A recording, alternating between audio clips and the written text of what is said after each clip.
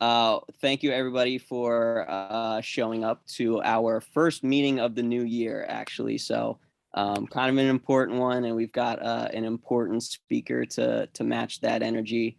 And that is Councilmember Deb Jung, who we're of course going to get to a little bit more as the meeting is more underway.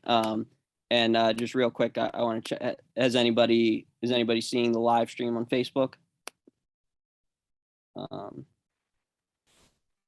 Jake, I'm not. I didn't get a notification for it.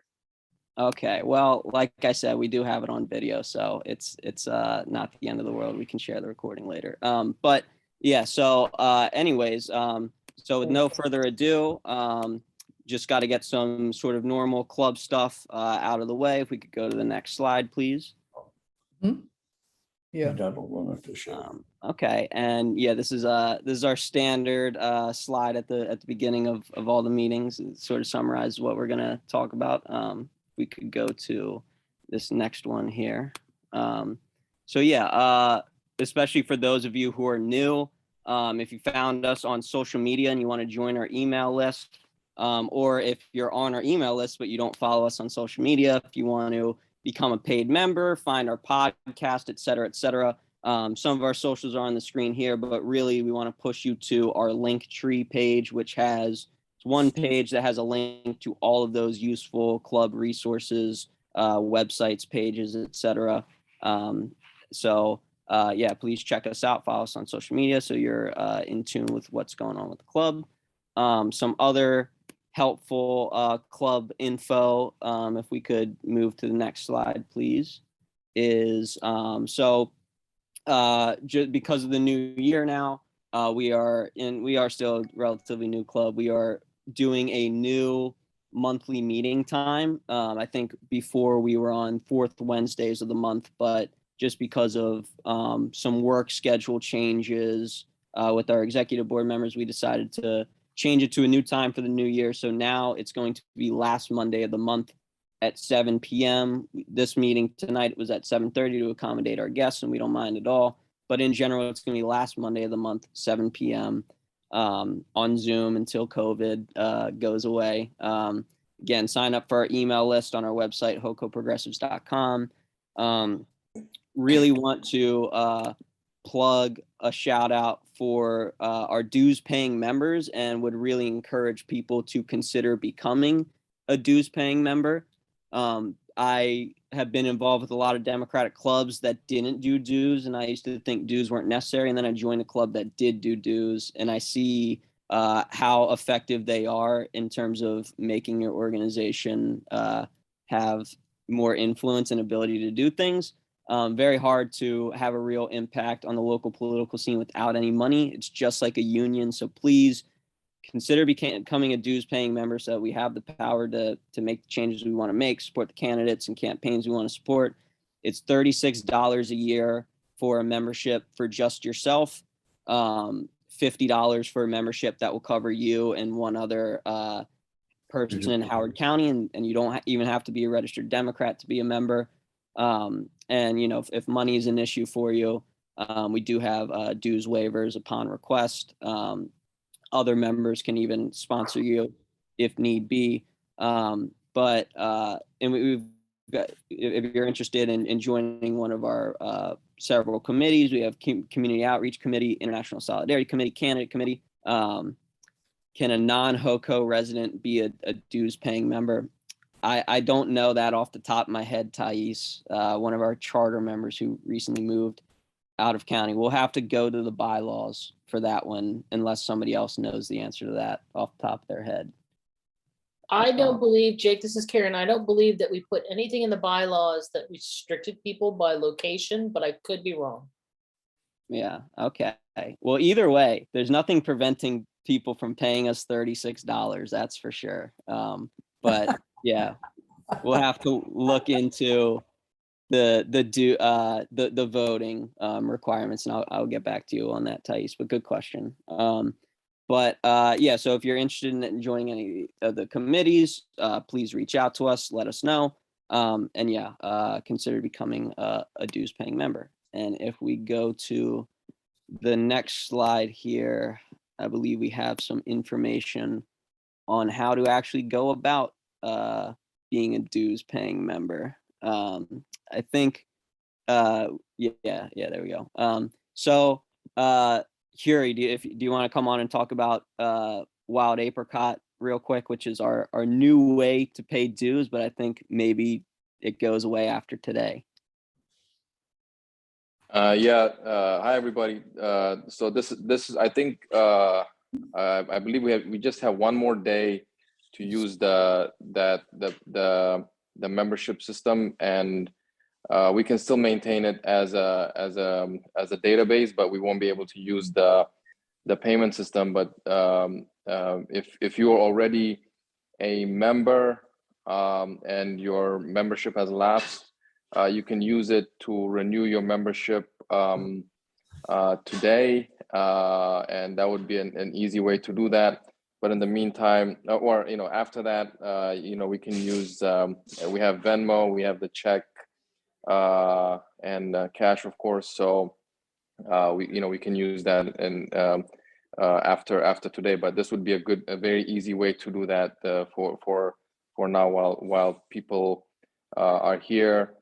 And so far we have about 5 people who have renewed their membership.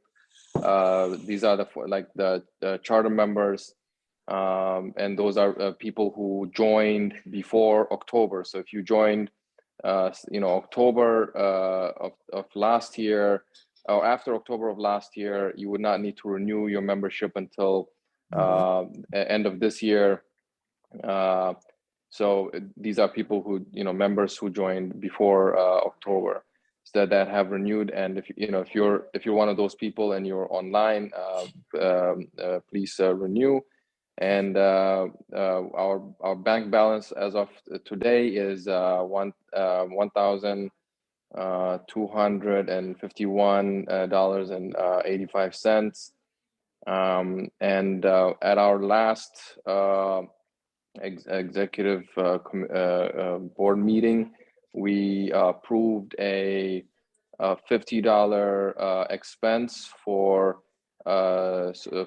social media, for purposes of social media promotion, to contribute to the no developer pledge as part of other groups, and so that's we haven't we haven't paid that yet, but that's an expense that we have approved so far. And if there are any questions, I'm happy to take them. Thank you. Thank you, Huri. So yeah, to recap, if you want to pay very easily your dues today and you haven't done it yet, today is the last day to do it very easily with debit or credit card using that link there. Maybe somebody can put this in the chat here, but it's super simple. It's there right now, Jake. So yeah, pdohc.wildapricot.org. Yeah, so you put it in the chat. Thank you, Harry. Yeah, so go do that, because if you don't do that, you have to pay either with a check or on Venmo for now until we can get an easier option.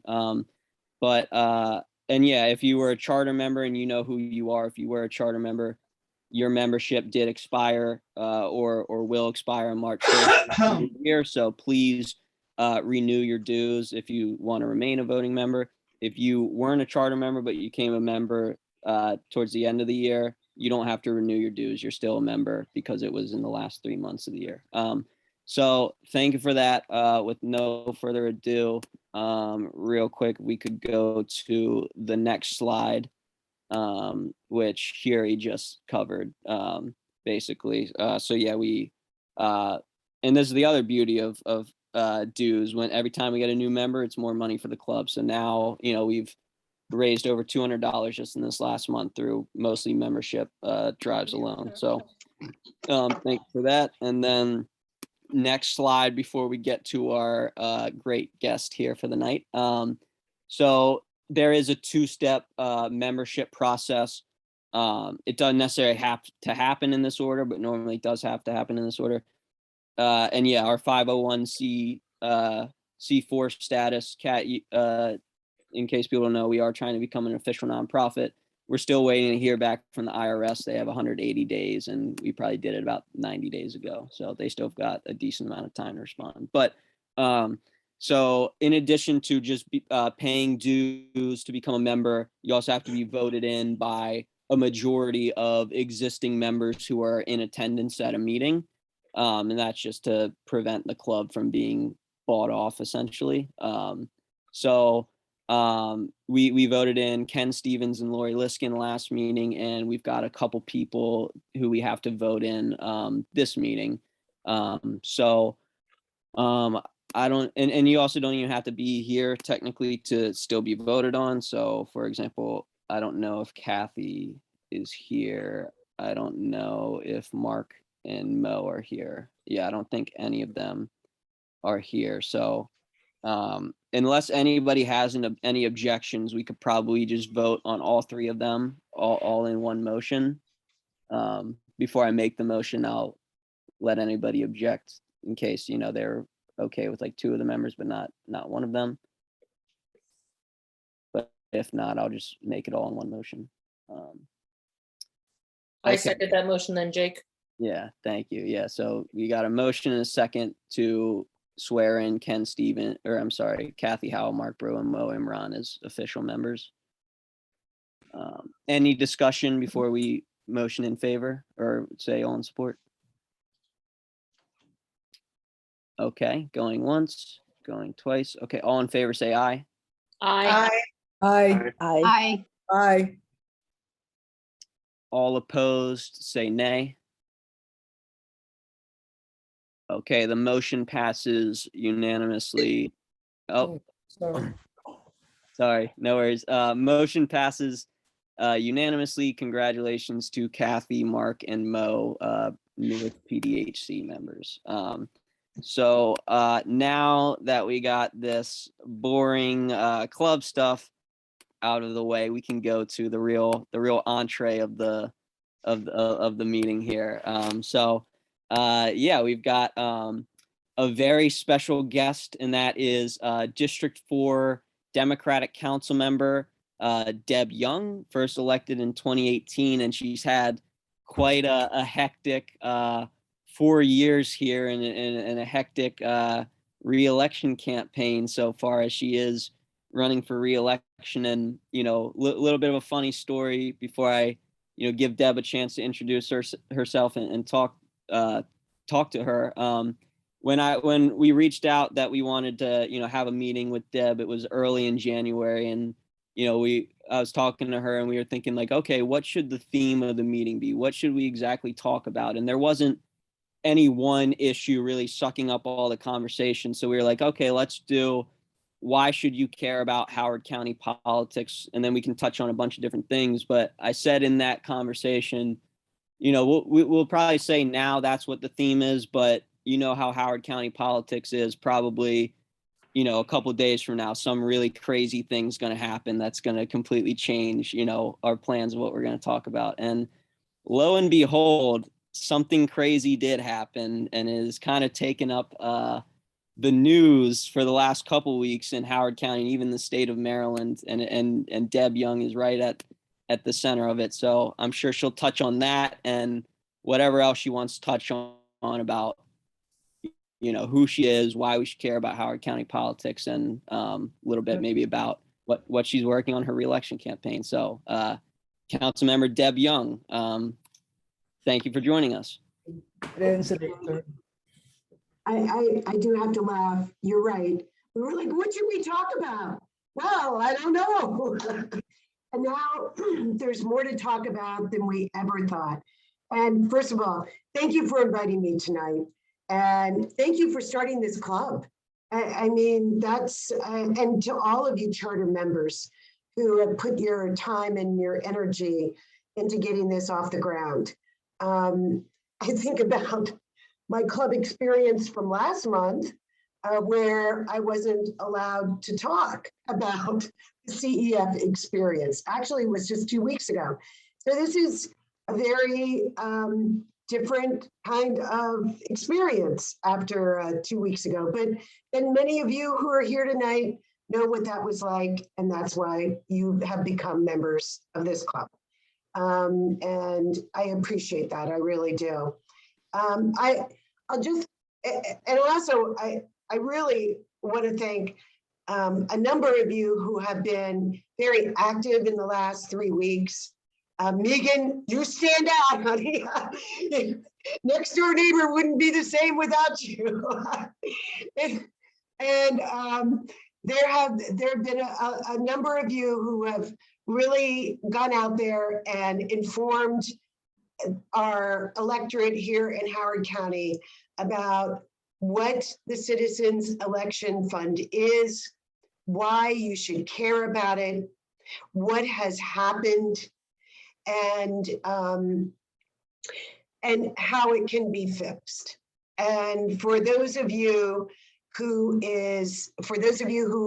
have not been following this, just a real quick recap, because I have a feeling that this group in particular is very familiar. So I don't want to spend a lot of time going over information that you probably already know. In August, and the reason why this is important is because in August, we had a training that was sponsored by the state and the county, in which they told us how Jake, you were there, in which they told us how this Citizens Election Fund would work. And of course, never mentioned anything about the fact that, oh, and by the way, you're not going to get a distribution because there's a little technicality in the law. In September, some of you may remember, Alan Kittleman announced on Labor Day weekend that he was going to be running for county executive using the Citizens Election Fund. In late September, which I actually just found out about at our public hearing a week ago, Sue Geckel, who's the chair of the Citizens Election Fund Commission, was told for the first time that there was a technicality, a technical issue with the 2017 legislation that needed to be fixed. And I presume I should have asked that follow-up question, that it needed to be fixed on an emergency basis. So clearly, the administration was well aware that there was an issue, that there was a problem in September of 2021. On October 12th, the commission had their meeting. They were again told by, and I know that this group will particularly enjoy this, by an attorney named Kristen Perry, who's the attorney for the Citizens Election Commission, and who also happens to be the same attorney for the Ethics Commission, which is, I am not quite sure how all that can happen. So for those of you who follow the story going a little bit later, you'll see why that's problematic.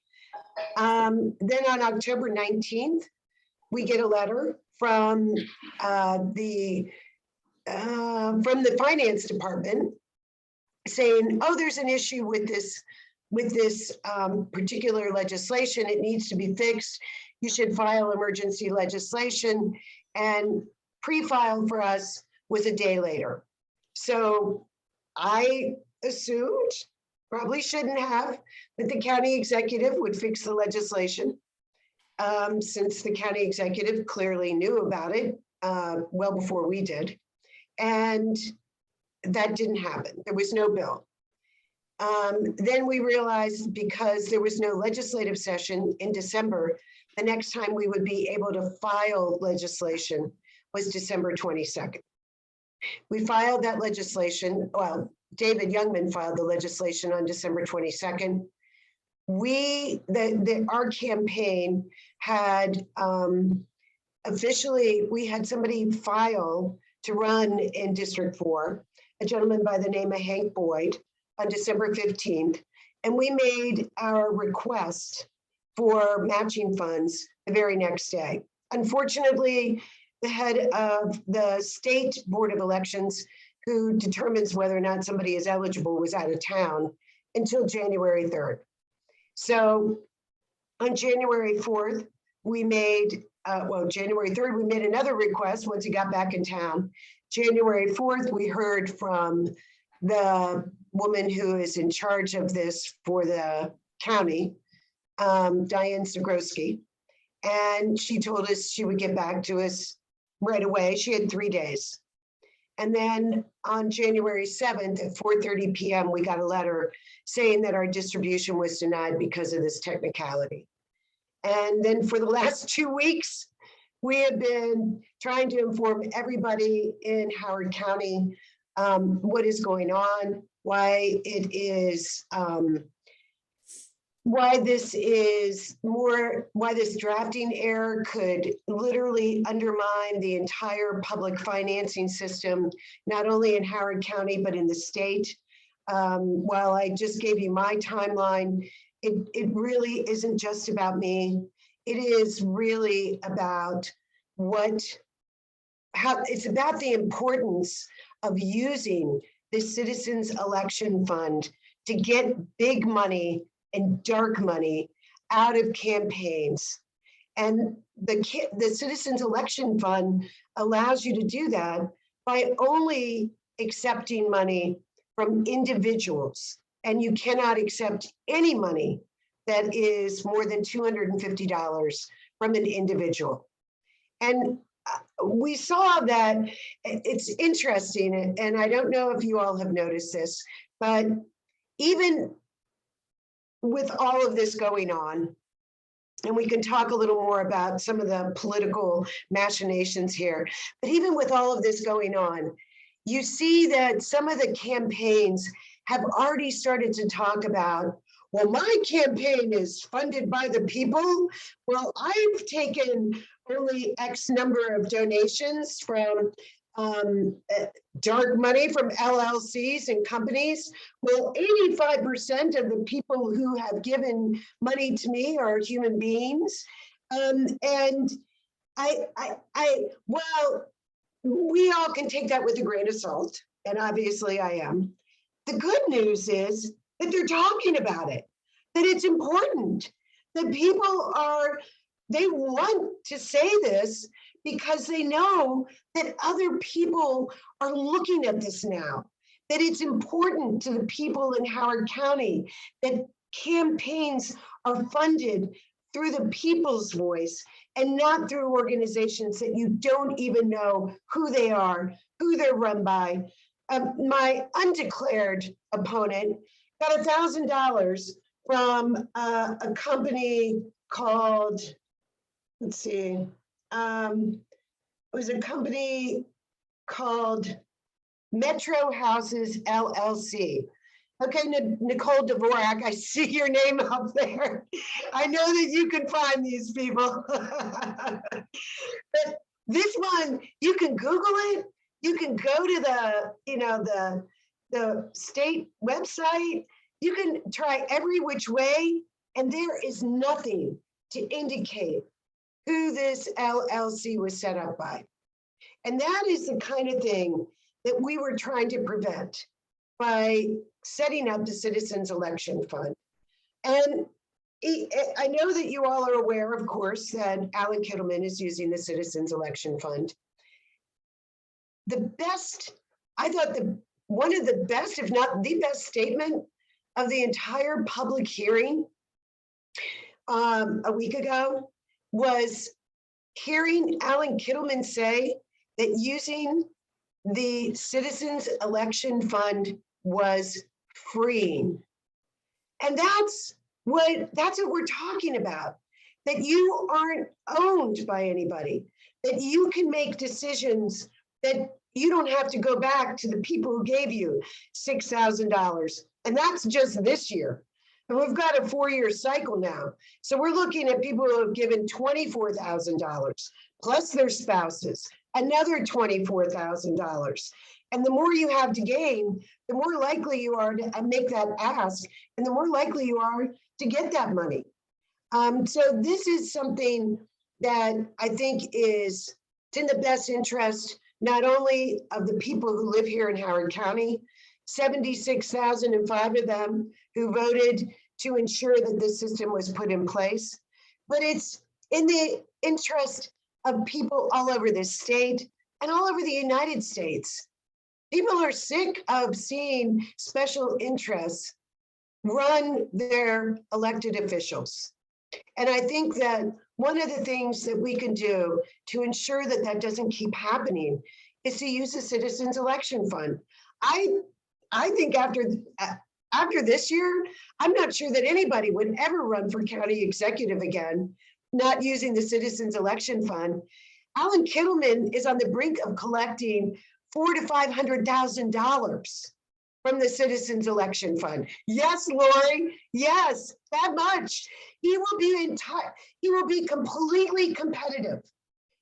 Calvin right now is 641, and it'll just be a matter of time before Alan Kittleman catches up.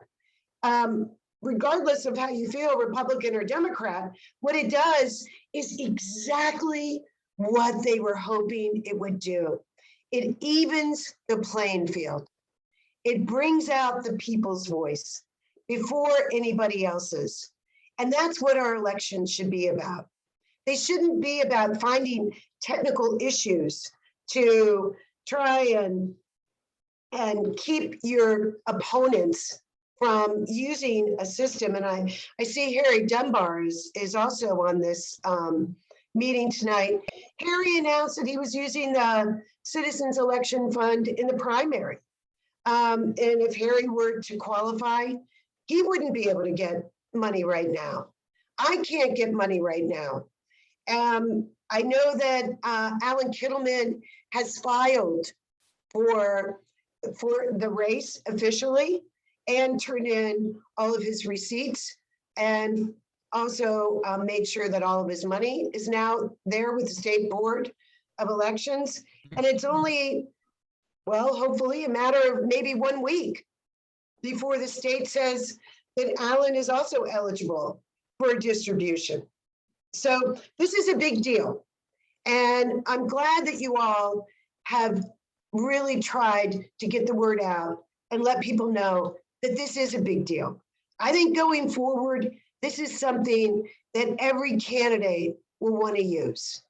It really feels right when you know that it's the voice of the people who are coming through in your campaign and not others who are going to be looking for favors, who are going to be looking for you to vote a certain way. And in particular, those who are looking to make sure that the zoning board is going to vote a certain way. So I see you, Jenny. I see all of you. I know where you're all coming from. But those are important considerations. So I'm going to open it up for questions, either about this issue or about other issues that may be on your mind. I don't want to just sit here and blah, blah, blah. I've certainly got some questions, but I'll give it to the audience first. So Jenny, I saw you had your hand up. Actually, making sure people are rehired. Hello. Actually, hi, Jenny Thomas. I don't have a question on this, but I want to compliment you, and that's the reason I just sent money. As far as the other thing on zoning, that's a separate issue. But if any point you want to tell us when the DOA is going to become available on Erickson, I'd love to hear that. But one other question that I'm totally confused about. Currently in existence, there's a encourage seniors to remain in their homes if they've been in there, I think 40 years or something like that. Encourage them to stay in Howard County. They get a property tax deduction. I think what's being missed right now is if they take that and show it to CA, Columbia Association, for those of you that live in Columbia, they also get a deduction from their CA taxes. Now, Senator Lamb put in a bill, and I just naively or stupidly assumed it was going to be the extension because I heard that people were hearing from their council members and from the county executive that what was in existence for 5 years is expiring. So people were kind of upset about that. And I read Senator Lamb's bill, and it has nothing to do with what are the current conditions in the current bill. So I talked to his chief of staff and she said, well, the county council or the county executive never asked us to extend that bill. Maybe they have economic problems. Well, okay, maybe they do. They seem to be trying to find money to give away money they've gotten from desperately 63 million and stuff. They can't seem to figure out where to put it. But so what is going on? Is it the county council, the executive that's to blame? When seniors find out that they no longer will be eligible about that, are they going to blame the delegation? Are they going to blame the county council? Are they going to blame Calvin Ball? And what people don't understand, I know I'm repetitive on this one, but if you live in Howard County, you will then lose that property tax deduction unless I'm missing something. But if you are in Columbia as a lien payer, you will also lose the deduction from CA lien, and you will have to pay more there as well. Okay, so we changed the bill a year ago, and it used to be that you had to be in your house for 40 years and 65 or older in order to get a 5-year tax deduction of 20% off of your bill. And we changed the bill to make it 35 years. So you only had to be in your house for 35 years in order to apply for that tax deduction. It is only 5 years. That's how long it lasts. And my understanding was that there is an enabling provision in the state law that that did cap it at 5 years. Now we can look at that and see if we could make it go on longer. There are people who also wanted to make it so that it could be 35 years in more than one house. Is that 5 years per household? Right. Yes, it is. Right, so there's no clock on it, Deb, right? So it wasn't like a 5-year thing and you had to do it now, and after 5 years, nobody else was qualified. It's when you hit that 35 years, you're qualified, you can take the 5-year deduction. Right, or Okay. you could wait. I mean, if you are, let's say you've been in your house for 35 years, you're still employed, age 65, and you don't want the 20% off because you're anticipating that you're going to retire in another 3 years, but you're still going to be in the house. And maybe that would be a better time to take the tax deduction. So you can wait and take it at a different time, so long as you're still living in that house. So right now, it's only for one house. You have to be 35 years in that one house.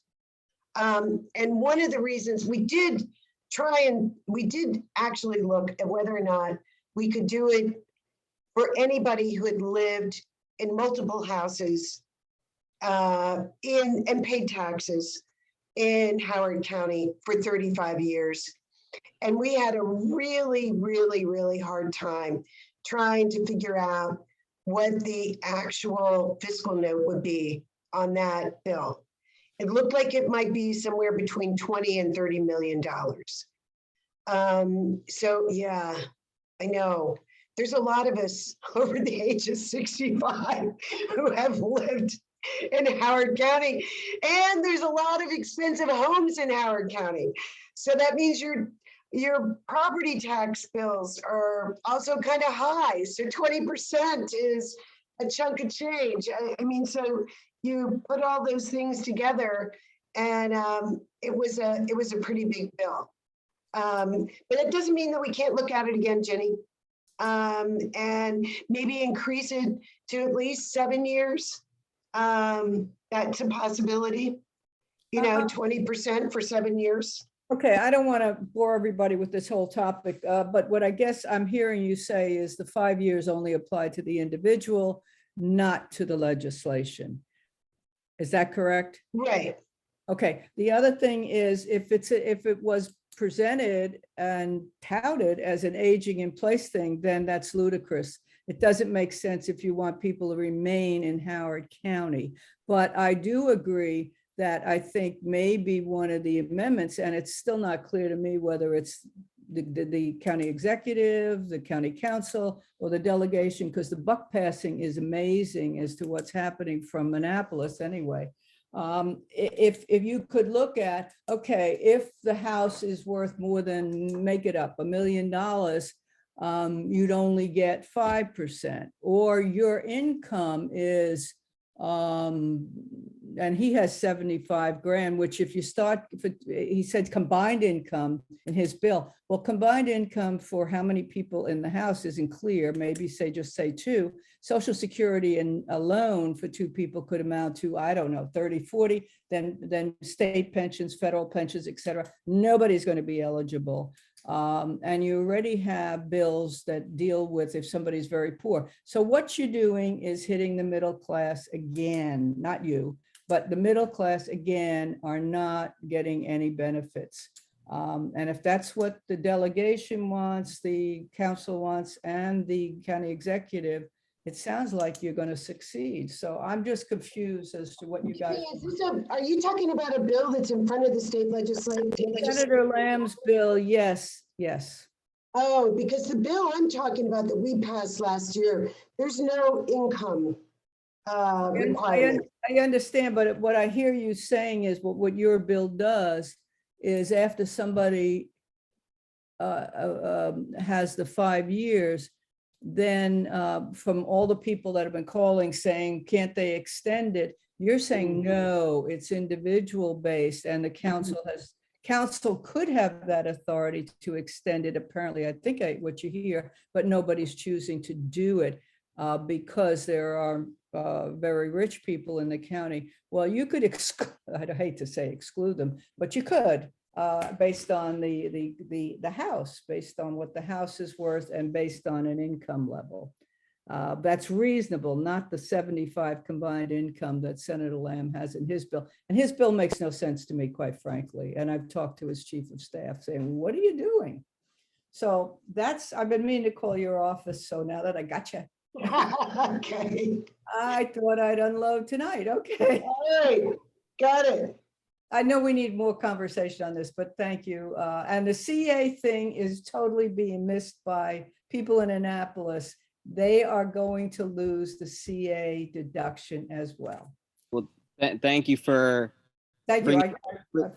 bringing those issues up. I was not aware of either of those issues. So thank you for that. Was there any other questions anybody else wanted to ask Councilmember Young about? Yeah, actually, we were wondering about the CB10, about the hospitality workers, if you know any dates on what's going on with that. That's a good question. I have told Councilmember Walsh that I supported.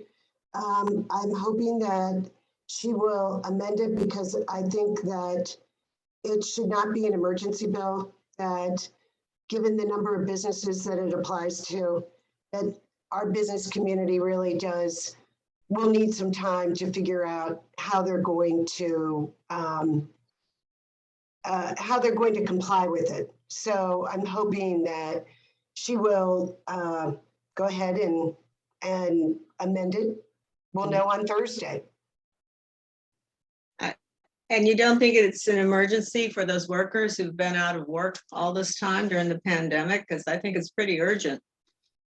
I think that if they're going to get hired back, that they'll probably be hired back as soon as they're needed, which according to the people that we heard at the work session and at the public hearing, particularly in the hotel industry, they're hurting and they haven't been hiring people back. But they saw people going in there and working. I mean, they've already hired non-union workers to do some banquets. That was said at the hearing, actually. So that's not actually true. Right. Well, they hired a company. they hired a contractor. Because That's how you get scabs in there to work for you instead of union workers. That's exactly, you hire a company. So that's a problem. Yeah, my concern with the not making it emergency legislation, Councilmember Young, is, the same problem I have if they say, oh, we shouldn't make CB6 or CB11 emergency legislation. We should just pass it as regular legislation because, as you know, if it is passed as regular legislation, not emergency legislation, it takes 60 days to go into effect, meaning that the union bill for the hotels to rehire laid off workers, it wouldn't go into effect until mid-April. So if they really don't want to hire those recalled workers, they have 60 days to just hire other people instead, and it kind of defeats the purpose of the bill. Do you see how it would give the employers an easy sort of 60-day window to work around that?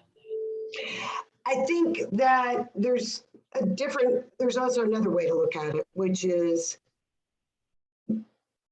these employers are not going to be putting people on their payroll during a time when they don't need employees.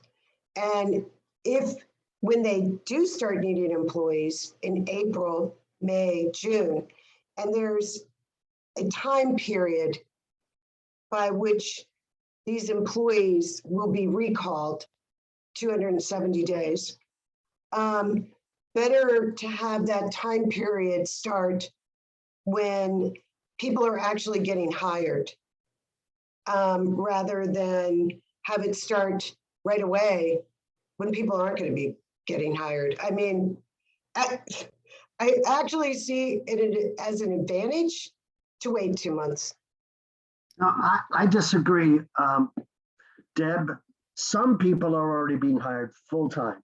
The good news is that it's not 60, 70, 80% of what the workforce was, obviously, before the pandemic. Maybe it's 10, 15, 20%. And by the way, when CB10 goes into effect, those people who have been hired will not be fired. It's just that the previous employees who've spent 10, 15, 20 years at all these hotels in the county, they will have the next priority to come in. It seems eminently fair to speed along CB10 so that when the hotels, in plural, start hiring full-time workers, they will recall them given their previous service at that hotel. Next point, and I'll be very, very brief. We've seen the great resignation. Some of these workers won't want to come back. But the good news is they will have the option and the opportunity to refuse coming back, to say no thanks this time. I think that's incredibly fair, and I think this piece of legislation, CB10, should be expedited just for fairness. Thank you.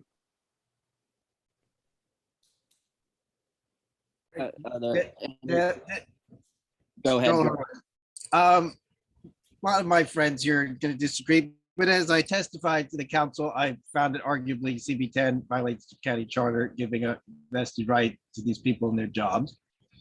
And nobody seems to realize that once 270 days after the state of emergency ends, all the rights under that bill evaporate and they can be fired.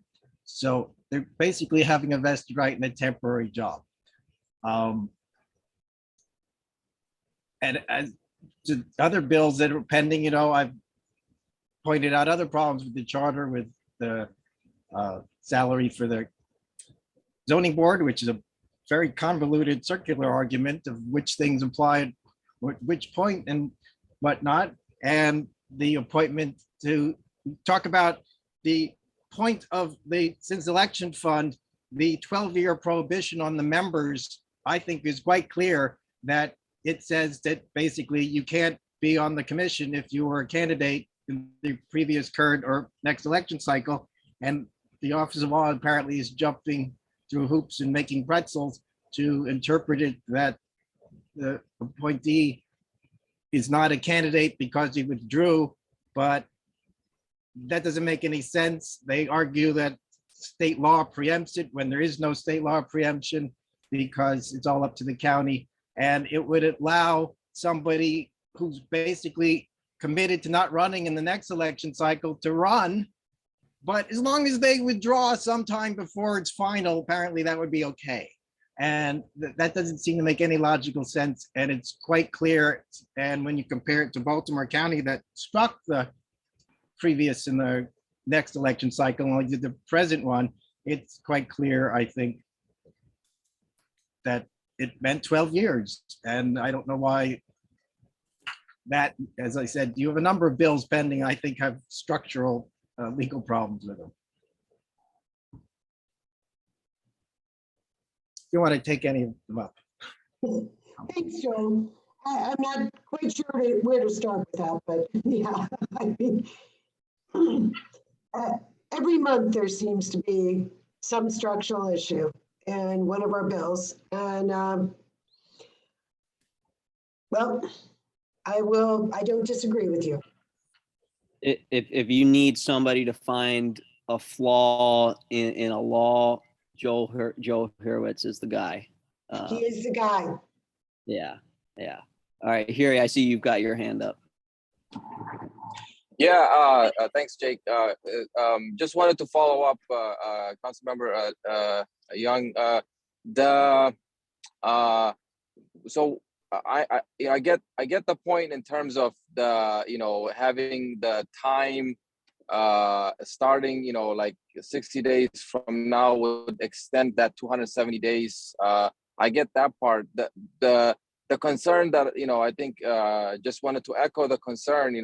So let's say this employer sees this time between now and this between now and when the bill would take effect under if it's not emergency, and they do hire someone in a spot that was supposed to be put under this provision.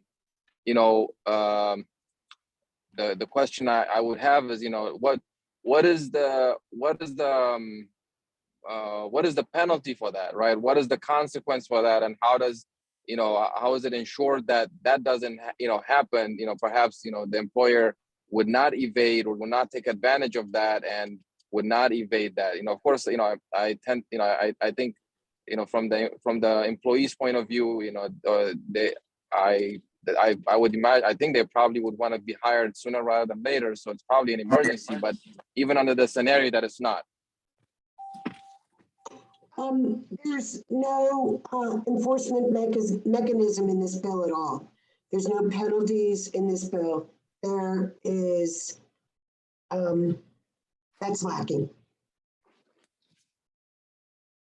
Well, I see Nicole has her hand up. I know she's a recent addition to organized labor herself. So I don't know if it's about this or something else, but yeah, go ahead, Nicole. So there are a lot of, as is typical in Howard County, there are always way too many things happening at the same time that need to be addressed, right? That is a constant. So I could go in a number of different directions here. The one that I want to take, when it comes to the Citizens Election Fund and where the different council members stand on that, I tried to listen in on the Ethics Commission meeting last week, the Howard County Ethics Commission. So as a brief backstory for that, I'm sure a lot of people on the call know this already. Councilmember Rigby has stated publicly that she's interested in getting the opinion of the Ethics Commission to, I guess, basically figure out how she should vote on the pending legislation concerning the Citizens Election Fund. So I tried to listen in on the Ethics Commission meeting. They went in closed session, which is something they can do, and then they just never came back. So what I'm trying to figure out is going on now, like what is happening and what we should be concerned about now from your perspective, council member, and what we should be focused on in the next week, because the vote is coming up, right? Like, do we think there are going to be a couple council members who decide they're not voting on it? What should we be working on now and should be the most concerned about right now? Well, that's a good question, Nicole. Obviously, I wish I had the answer. I will tell you this, the minute that we do get word about this Ethics Commission opinion, I will make sure that those of you whose email addresses I have, Jake, I'll probably send it straight to you so that you can publicize it to everybody and people will know what it is that they have to say. Councilmember Rigby did say that when she got the opinion, she would share it with us. The Ethics Commission allegedly said that they would ensure that their opinion was handed down before February 7th. And does that mean the day of, before that evening? I don't know. We don't have anything as of today. You obviously, you have to look at the makeup of the Ethics Commission. Who are the people who are on it? Which people were appointed by which county executives? That's always something that you have to have in the back of your mind. And then, as I mentioned, there's an attorney who provides advice to both the Citizens Election Fund Commission and to the Ethics Commission, which I think is very concerning. My personal feeling, and this is just, sort of like if I were talking to one of you guys on the phone and you said, hey, Deb, what do you think? I might have already said this to Jake and maybe to Harry as well, both of whom I talked to over the weekend. I don't think, I would be surprised that the Ethics Commission would want to be in the position of shutting down a vote this important. I could be wrong. But I would imagine that they would want this vote to proceed and that they would think of advising Christiana to do whatever she thought was best. Now, that goes sort of to the second part of your question, Nicole, is what will happen then? Let's just say the Ethics Commission, there are two possibilities. The Ethics Commission says, oh no, you have to recuse yourself. Does that mean I have to recuse myself? I personally don't think that I do. We saw Montgomery County Council just sail right through these decisions and this legislation 3 different times. And the people who were using the Citizen Election Fund in Montgomery County, the council members, were the ones who sponsored the bills. So from my perspective, well, that's a good question. That sort of goes to what I'm saying, Jake. Are they mandatory advisory? From my perspective, I would consider telling a council member whether they can participate in a vote or not participate in a vote. I would consider that advisory. I don't think that the Ethics Commission has power over me. And if I think that it's appropriate to go ahead and vote, because I see the real, what could be the real problem with all of this, the real conflict is where you have somebody who wants to run and wants to use the Citizens Election Fund in the primary, and now would say, I'm not going to do that. I won't get any money if I run and I'm able to qualify. I won't get any money until mid-April. That's, of course, if we pass the other bill, which we know that we have 3 votes for the other bill. So at the very least, it means that we would get a distribution in mid-April. That's really far into a primary election. You're halfway through the season. So it certainly isn't as helpful as you need it to be. You have to order, by this point, you're trying to set up social media, you're ordering signs, you've got your vote builder to pay for, et cetera, et cetera, et cetera. And that's a very hard thing to do in the middle of a primary. Now, then you've got the Ethics Commission saying, no problem. You don't need to worry about recusing yourself. You can do whatever you want. Then what happens? Again, if I were talking to you on the phone, Nicole, which I do quite a bit, I would probably say, well, let's see. I'm going to vote for it. David Youngman's going to vote for it. Liz Welsh is going to vote for it. Do we know that there is at least one other council member who will vote for it? Right now, I think that our best bet is Opal Jones in terms of voting for it. I don't know what Christiana Rigby is going to do. If she would say, well, I may not have to recuse myself, but I still am going to abstain. I mean, that's all speculation. So I think that you said, what can we do? I think keeping the pressure up, keep sending emails, let people know how important this emergency legislation is. I think we've gotten almost 200 emails right now. We have had a really, really, really good response. We're almost getting to the tree bill, okay? The tree bill had over 200. I'm like, oh my gosh, 2 months in a row. And we will be reaching 200 personal emails. That's pretty remarkable. And because these emails are not bots that were just written the same email over and over again, these are people who are writing us and saying, this is what we really want to see happen, and are taking that extra couple minutes to write that personal email. So I would say keep those going. I think it looks to me like there are people who, it looks to me like Calvin Ball wants to see this happen. I don't think he wants to keep it in the news any longer. I think he's seen it in the news enough. And to me, that means that there's a strong likelihood that it will happen on Monday night. You're more optimistic than me. I know, Jake. I know. When you sent me that text, I'm like, no, I know. But I've got to stay optimistic. Yeah. You know, I can't go down that rabbit hole. Yeah. No. Okay. Well, this question might seem a little bit out of left field, but somebody messaged me and wanted me to ask it. Any chance of you hopping in this county executive race? Oh gosh.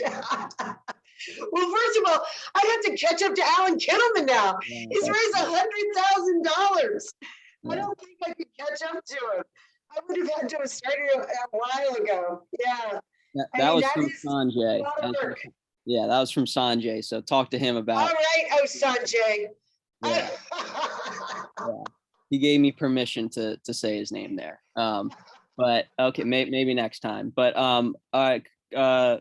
Harry, I know you've had your hand up, and then Karina will go next because Joel, you've already asked something. But if we have time, we'll go to you again. But Harry.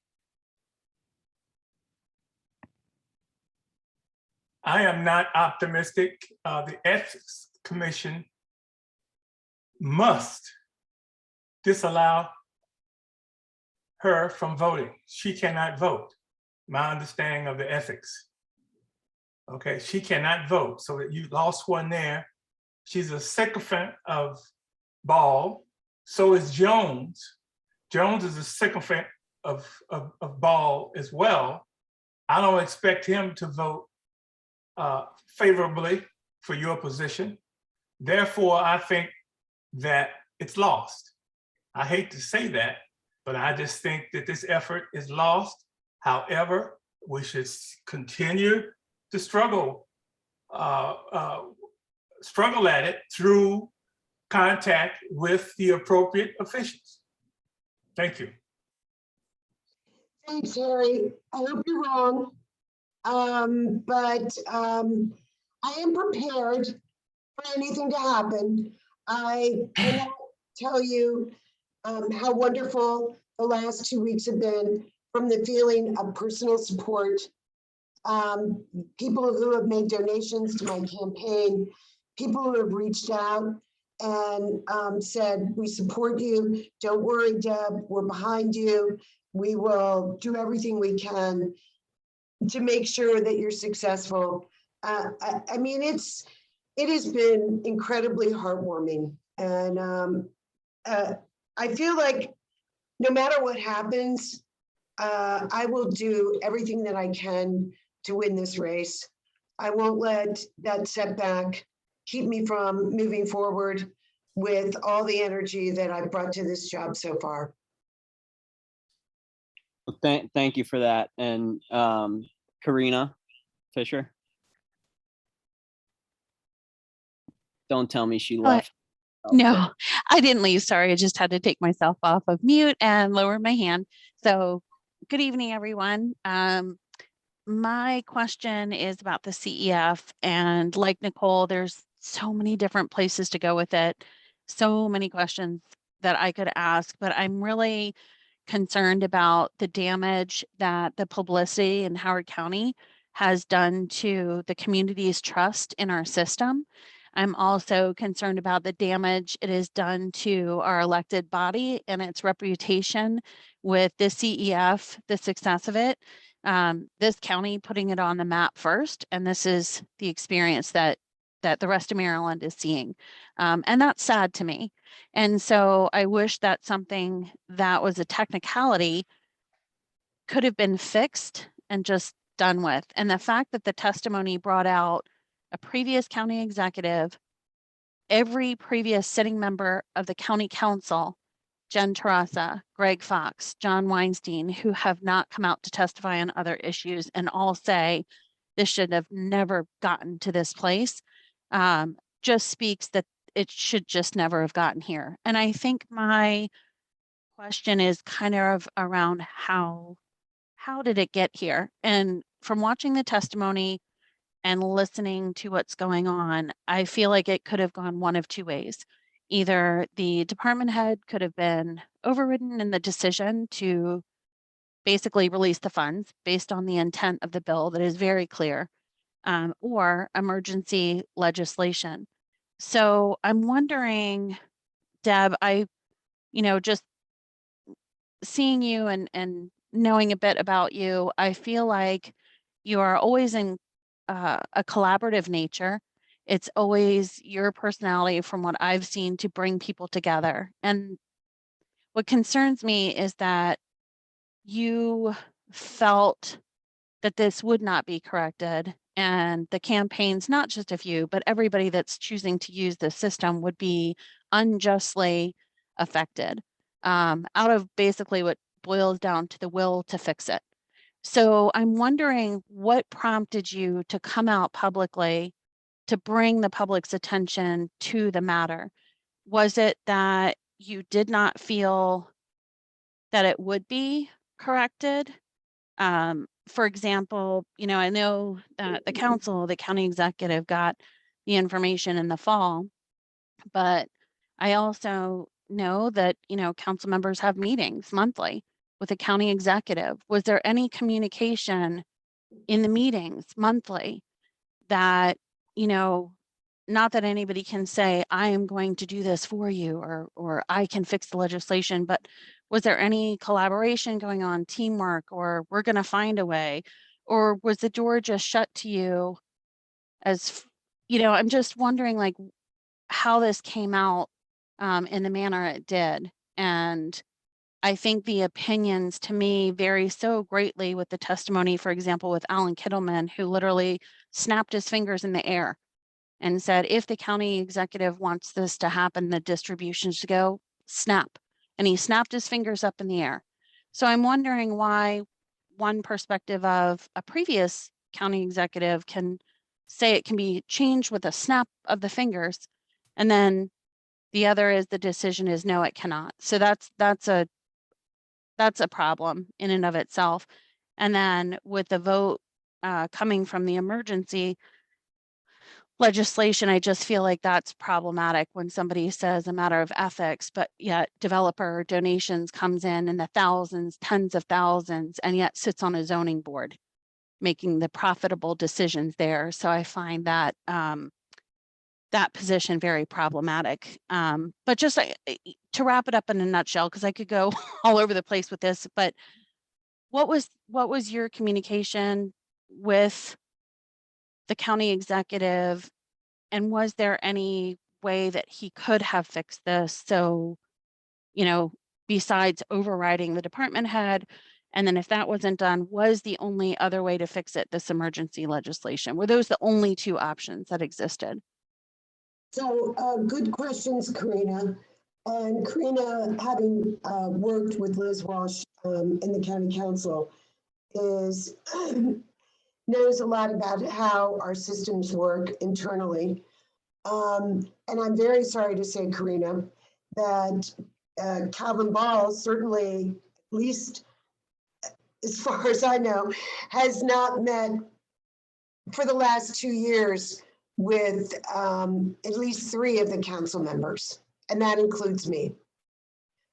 So those days are over to actually communicate with the county executive would be a very rare occasion. And I can't really recall any time in the last 2 years discussing a piece of legislation with him. So it is that is no longer occurring. And I know when you were at the county council the first year, we did have those monthly meetings, but they don't take place anymore, and they haven't. Yeah, that is very disappointing. I know it's one more way to cut off communication. So no, there was no collaboration with the county executive.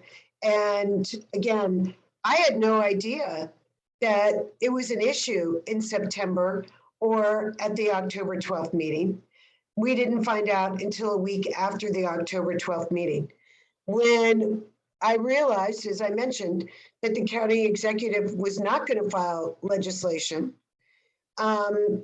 David and I immediately started talking about emergency legislation. And I had a conversation with Councilmember Rigby 2 or 3 days before David was going to file the legislation. And I asked her if she would support emergency legislation. And she immediately answered no, did not even hesitate. There was no hesitation. No, I will not support emergency legislation. And I'm going to go to the Ethics Commission and I'm going to seek an ethics opinion to determine whether or not I need to be recused. I look back on that now and I have to say, wow, that's kind of surprising that she had that answer so quickly ready for that question. I hadn't even been thinking about it, but clearly she had been thinking about it. I still didn't know at that point that I was going to be denied a distribution. I was still thinking that when Jared Demarinis got back from town and he saw that my campaign was qualified, that he would let the finance department know and I would get my distribution.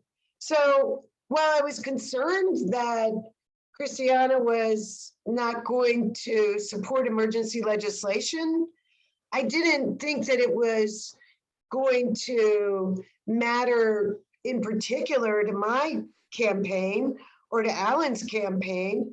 I thought, well, we'll still just be going along and we'll get the legislation done and that'll be that. Little did I know that there were other plans afoot and that for all I know, there were other people who knew about those plans well before I did. And there were people who were prepared to take advantage of them. I look at the person who has said he's running against me, but has not yet filed. From January 7th to January 12th, when the filing period closed for bringing in money to your campaign for that filing record, for your first filing campaign record, my opponent collected $20,000. So between January 7th and January 11th, he collected $20,000. That's a lot of money for a first-time candidate. Why would you want to why would that, first of all, did this opponent know that I was going to be denied a distribution? Maybe even before I knew. And he was prepared to use that information to raise money. I don't know. Did that opponent know, did that opponent say to his supporters, we need to make ourselves look stronger than Deb? Because now that she's been denied this money, we have this opportunity to show up on this campaign finance report and look like we're gonna win because we have $46,000 and she has 9,400. I mean, these are things that, you know, I don't have the answers to, but they are questions that have been raised in my mind when I look at some of the bigger picture out there. And when I said in my very first statement on this that I was outraged and disappointed, I meant it. Yeah. I really was. I was outraged. This was something that I had planned on doing for almost a year and could not believe that our county executive was using a technicality in the law to try and undermine this system. I was outraged by that. And again, not just for me, but for the entire citizens election system. So that was, yeah, that was. Well, I appreciate that comment. And what I was looking for was clarity. And I think you provided that, because I think, to me, it's important to know that those who are sitting as elected representatives of the voters of this county who spoke loud and clear to have this passed and is the will of the voters to put this citizens election fund into place, that if the county executive, number one, would not override the department head and was not going to file legislation, then that clarity to me has been spoken, and that he was not going to fix this at all.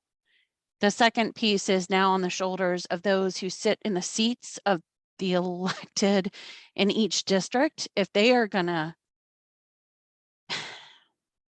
speak for maybe others that not are citizens, but are they going to fix this? And it's very clear what the intent of the bill was supposed to do and what those dates were.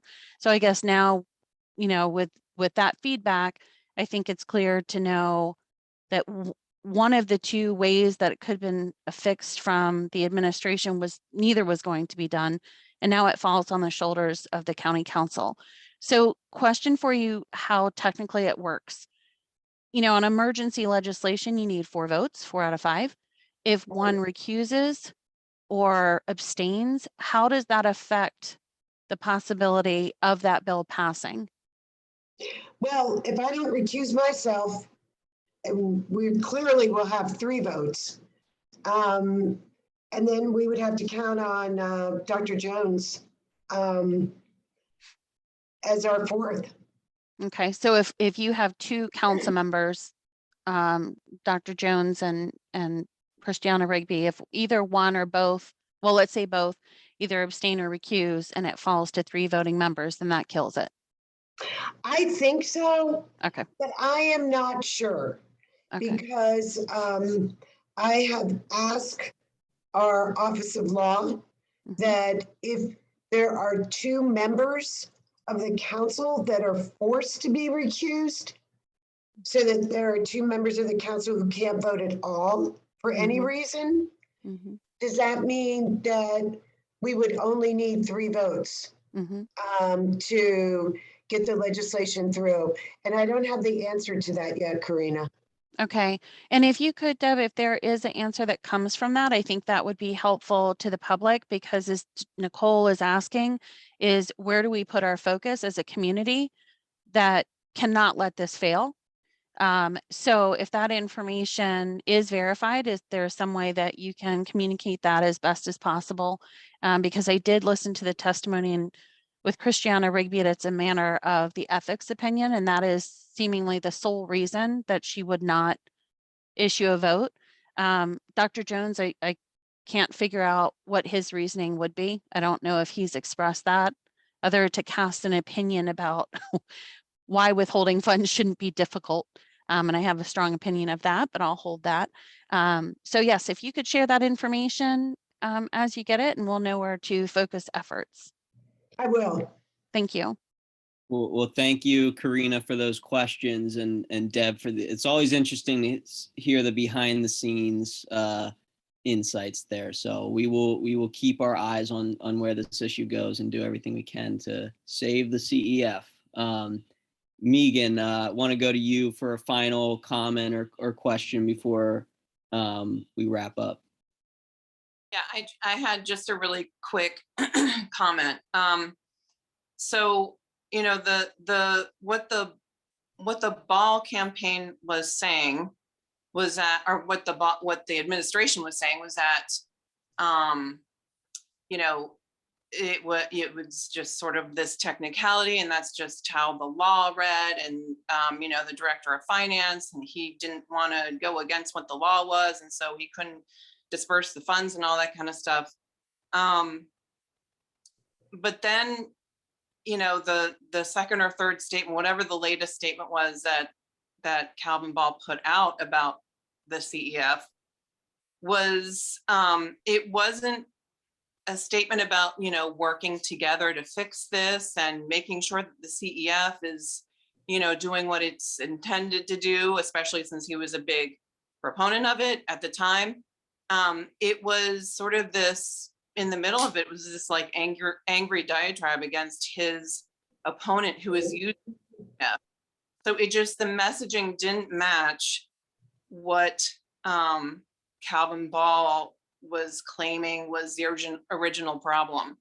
So, I mean, that to me was a huge flub on the part of Ball. And it just, I mean, it was sort of shocking to read. Just, I mean, I wasn't like surprised, but it was just like shocking to see, you know, this sort of, I don't know, just the way he was handling it, you know. Well, I was also surprised to see him take a swipe at Alan Kittleman in what was a county press release. I mean, not a campaign press release, but something that was coming through our Howard County website. So that was a little surprising.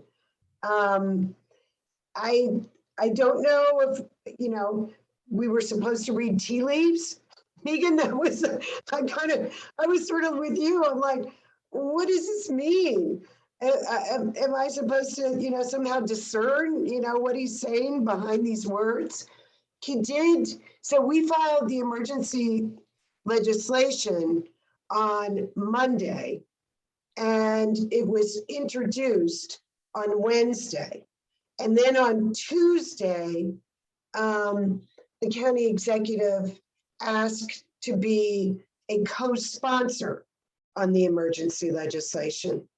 So I hope that means that he supports it, that he wants all the council members, all of them, to support it as well. That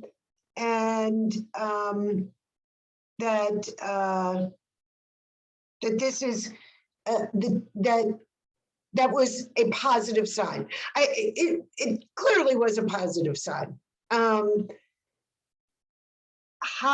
What that means going forward, I don't know. I know that we all have such, well, I'm not going to say it, but I have to stay positive. So I'm just going to stay positive, hope for the best, and know that I feel like, especially with you all at my back, that we have done everything possible to make this happen, to let people know that this is an important issue, that people are watching. They're watching Calvin Ball, they're watching these council members, and that this is if you don't step up on this, I don't know what you're gonna, this is basic campaign finance elections. This is bringing it, this is allowing the voice of the people to be brought forward in a campaign. To think that you wouldn't support that, no matter what, even if your opponent is using it, that's very troubling. It's troubling. So. Yeah, well, I think I think you could speak for it all. And Thais just asked me again to ask what organization wouldn't let you speak on it, but she might not have realized that you had already responded to that. You said because somebody else asked and you prefer not to say it. I understand. Well, the last thing I want to say to you is, first of all, thank you, not just for being a speaker at our meeting, but for everything that you've done and had to put up with for the past 4 years. You know, I've had to put up with a small fraction, and I know it's not easy. So thank you for that. Thank you for supporting us and our fights. And, you know, obviously, you if you couldn't tell on the call, you have a lot of support, especially with what's going on with you, you know, them trying to essentially sabotage your reelection campaign and destroy an entire publicly funded election system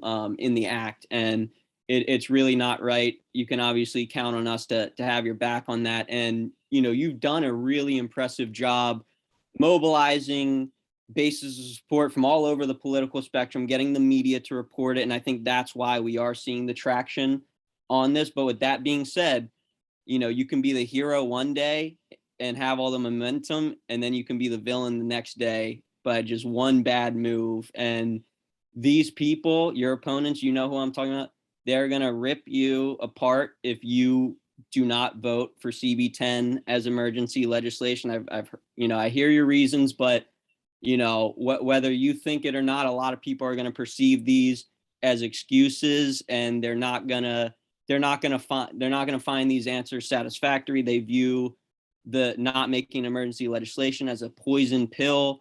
And I really don't want to see you make that political misstep. You know, this is your district. You know, I see what you're saying. Businesses are struggling. A lot of these businesses got millions of dollars from PPP loans. They already have been paid for that. They can hire these workers back. And so I just want to leave you with that of, you know, keep the momentum going. Don't shoot yourself in the foot when you have a really tight election cycle coming up. And thank you for being here tonight. All right, thank you guys. It was great to see all of you, even if only virtually. Yeah. Okay, well, and you're welcome to stay on for the rest of the meeting because we just got you know, one or two other slides. Well, actually, yeah, there's one other issue that you've been good on that we're talking about, and that is also on February 7th. Going back to the slideshow, another really important bill is this CB 83 Police Accountability Board bill that I wish somebody from the Police Accountability Task Force was on to talk about this. But basically, state bill passed that every county has to pass a police accountability board to make their local police departments more accountable. Calvin Ball, our county executive, introduced a really horribly watered down police accountability board that is not actually accountable at all. It gave, you know, law enforcement officers the option, or it gave law enforcement, they could appoint 2 non-voting members to be on the board. To be on the board, you have to sign an NDA, essentially a gag order where you can't even talk about what happened on the board. They don't have access to body cam footage, personnel records, et cetera. And I believe, Deb, you've been introducing some amendments at the behest of the Police Accountability Task Force to make this actually accountable, right? I did. Yeah. I think 5 or 6 of them, I lost count. And it's a very active group, and they're incredibly knowledgeable. And they've been great to work with. I don't know how successful they will be. That is, You mean your amendments? You don't know how successful the amendments? yes, I don't know how successful these amendments will be. I think some of them are no-brainers. But the ones that are more, that are more substantive might not go through. Okay, well, good to know. And thank you for introducing them in the first place. Well, I think that was, But I think that's a good idea, Jake, to email the council members in support of the amendments. I agree. We could use a little momentum on that. yeah, and this is the Police Accountability Task Force's, campaign drive, but we're supporting it. So thank you for at least introducing the amendments, and we'll see the outcome of that bill and many of the other. It's going to be a busy night on February 7th. It is going to be a very busy night. I'm assuming it's going to be a very long night. Yeah. Well, okay. Very last comments. If you're not super familiar with the club, in case you couldn't tell, we do cover quite a bit of issues. We have a podcast. We go to the next slide there. Actually, we have a list of some of the things the club's been up to. We just signed on to letter in support organization called CARRY in support of funding an LGBTQ plus initiative specialist position in our Howard County public school system, which has been added by the superintendent, but we still want to keep the pressure up so that they keep the funding in there. We just voted to request to join the Howard County Coalition for Immigrant Justice, and hopefully they accept us into the coalition. We did a conversation with Scotty from Scotty's blog about our No Developer Donation Campaign pledge. That's on YouTube. Check it out. And we have a Progressive Democrats of Howard County podcast. It will be on the link tree if you check it out. Cover a lot of different issues. And we just signed on to a letter of support for Delegate Vaughn Stewart's state bill to make sure that renewable energy, what Maryland defines as a renewable energy source, truly is a clean renewable energy source. So, if you're interested in getting involved with any of this or anything else, please reach out to the club. We'd love to get you involved with the committee, get you involved in whatever way you'd like to be involved.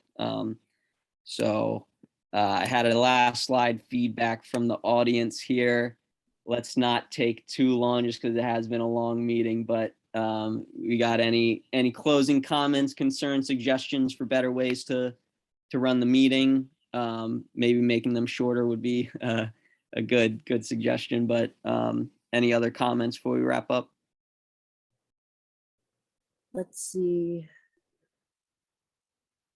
I guess, well, maybe this is something to consider, and even I could be taken wait a minute, take it back, actually. You ever have a note taker for past meetings?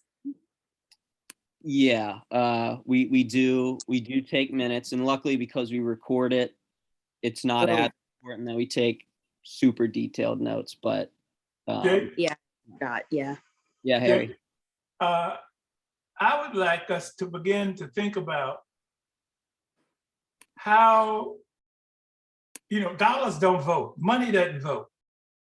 We've got to think about how, as a club, we overcome the fact that we're not going to have the most money. However, we can glean the most votes. We've got to focus on how we can get the most votes. People vote, dollars do not vote. Thank you. Yeah, no, good point. And I think mobilizing behind great candidates is one way. It'd be nice to build our outreach committee, because we have been doing tabling events, because if we only post on social media, we're going to reach a limit of people that we reach, because not everyone's on social media. So going out in public and coming to people where they are is really the only way to expand, whether it's door knocking, tabling, whatever. But to do that stuff, we do need members, outreach committee members. So we did a couple events in December. We had to slow it down a little bit in January, but would love to build that membership, for your primary campaign, Harry, for all, for the club, for all of this. So Avilia, I see you've had your hand. I don't know how long you've had it up for. I'm sorry. Yes, hello. I haven't had my hand up for very long, but I think that one of the important parts you just touched on is essentially how do we make sure that people hear about these things? First time I heard about some of the issues that were going on was with the preservation and the trees and all that. And so this was just on Next Door Neighbor, and I thought this was really important. So I think that just trying to choose different platforms that can reach different people would be great, because I think that the word of mouth will get around. Yeah, no, great suggestion. And good to know you found us through Nextdoor.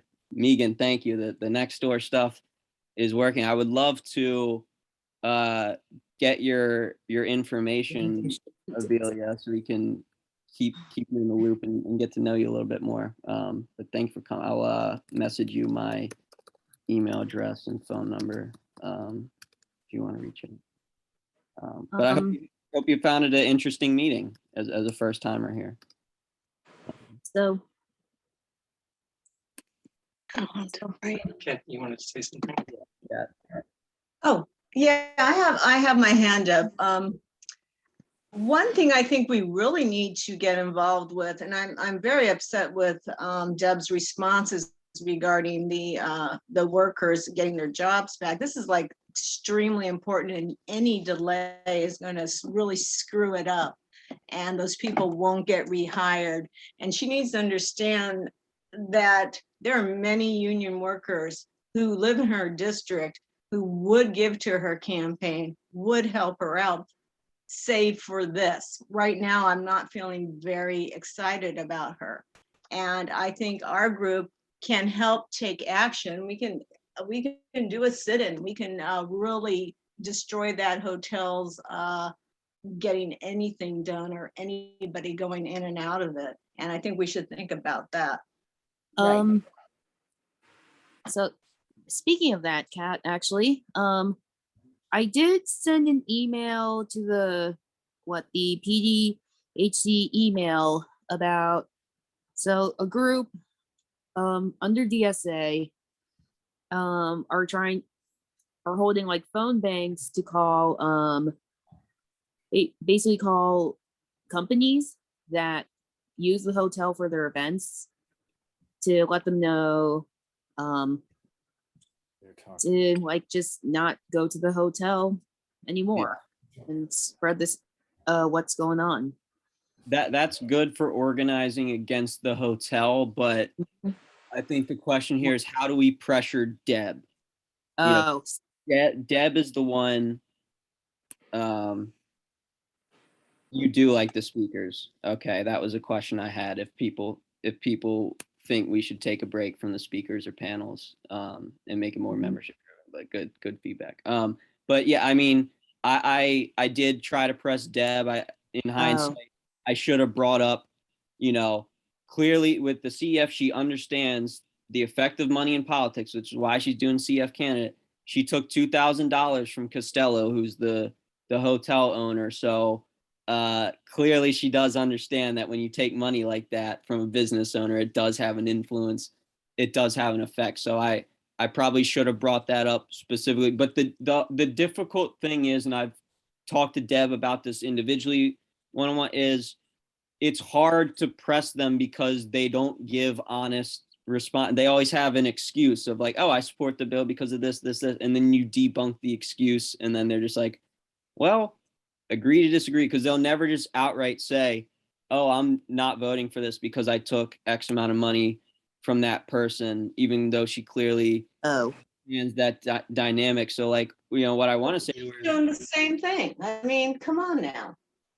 She knows exactly how it works because she's using it. I mean, I'm really annoyed, beyond annoyed, because these people's livelihood is at stake. She doesn't care. She's a nice middle-class lady.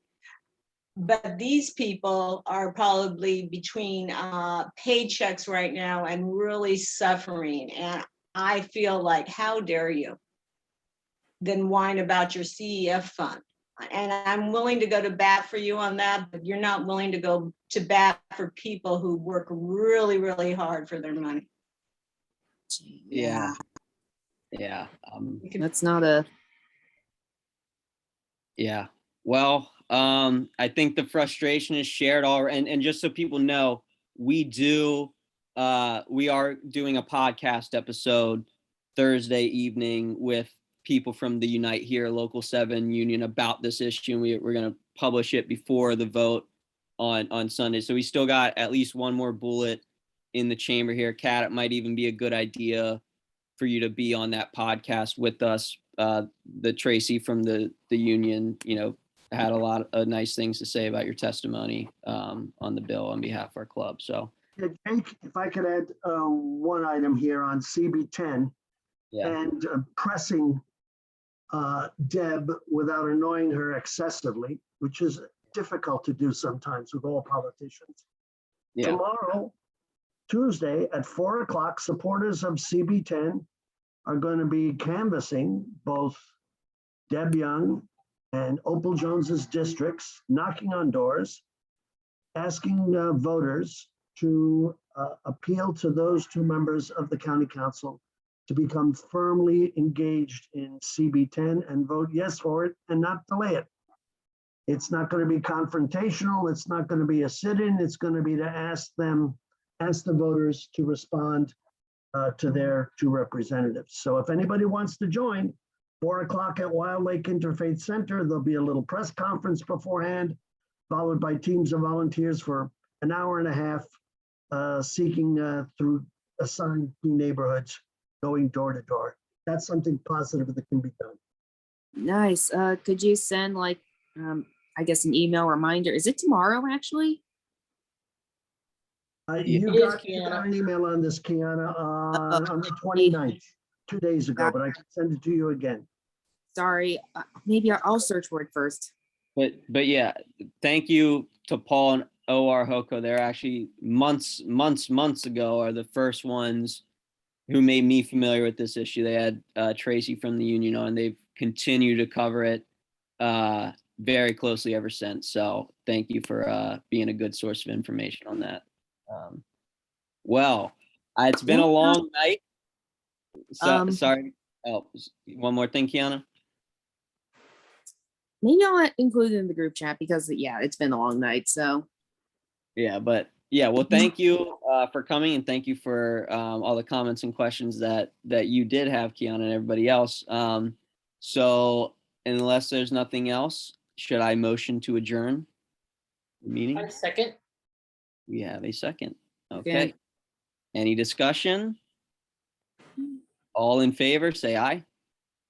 Aye. I Yeah. Aye. All opposed, say nay. Okay. Well, that's a meeting. Thank you, everybody.